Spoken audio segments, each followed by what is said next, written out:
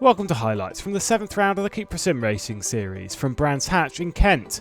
It will be David Noj on pole position again in the CUPRA SimRacing series from Bence Banki. Moritz Lerner, his main championship rival, would only qualify in 6th position, but his teammate of Jack Keithley would be instantly putting pressure on Zoltan Suti, who'd qualified in an excellent 3rd place. Tim Yarshall would have to start from the back of the grid in both races and would instantly put pressure on Sebastian Stahl, the half-brother of the Schumachers. He'd run wide into the hairpin, but Tim Yarshall wasn't able to get through in that occasion. A bit of contact between the two.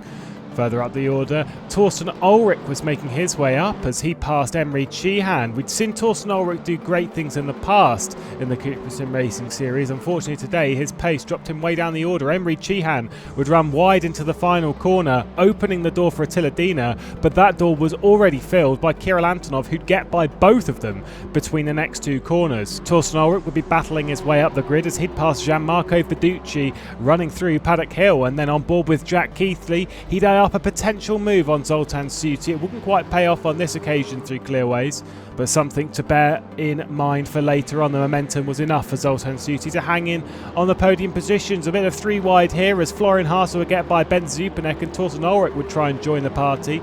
Nowhere for him to go in this scenario.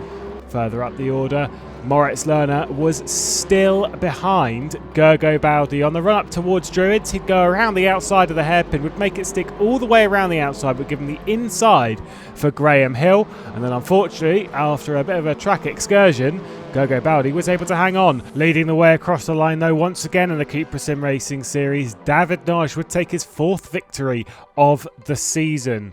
And he'd back that up with yet another pole position, this time ahead of his teammate Gergo Baldi. Jack Keithley and Moritz Lerner would line up on the 2nd row, and the run through Paddock Hill this time, Gergo Baldi would be defensive into Druids, holding back Jack Keithley and trying to give his teammate a bit of breathing room. Debutant Shanto had qualified well inside the top 10 and was now spending a lot of time defending from CUPRA SimRacing series veteran Bence Banki. He was able to do so, ran a little bit wide through clearways, but carried the momentum all the way down to turn 1. That was a practice move in the first race on Zoltan Suti from Jack Keithley, but this time against Gergo Baldi it was the real deal, and Jack Keithley got up into 2nd position, opened the door as well for Moritz Lerner to fire his way straight through, and there was 2 Williams onto the podium in the blink of an eye as Gergo Baldi would try and fight his way back.